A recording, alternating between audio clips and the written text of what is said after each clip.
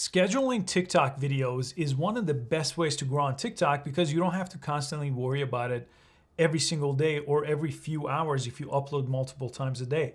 Now, this option is only available on TikTok.com. So all you have to do is go to TikTok.com on a computer. It won't happen on a mobile app here. And then log in and press upload a video from this page. And on this page, all you have to do is type the title of your video. The title goes here as it usually does under the caption section.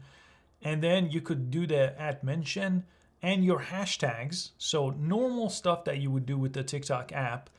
And then right here, click to upload a video. And the video has to be on your computer. So if you use your phone to record it, just go ahead and send it to your computer via email or AirDrop if you're using a Mac. And once the video is uploaded, let me go ahead and pause it right here.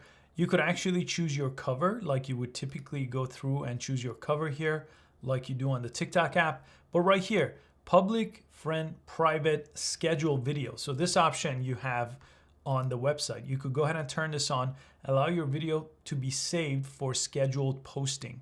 Okay, allow that. And then you could choose a date and you could choose a time. And now it says schedule instead of post.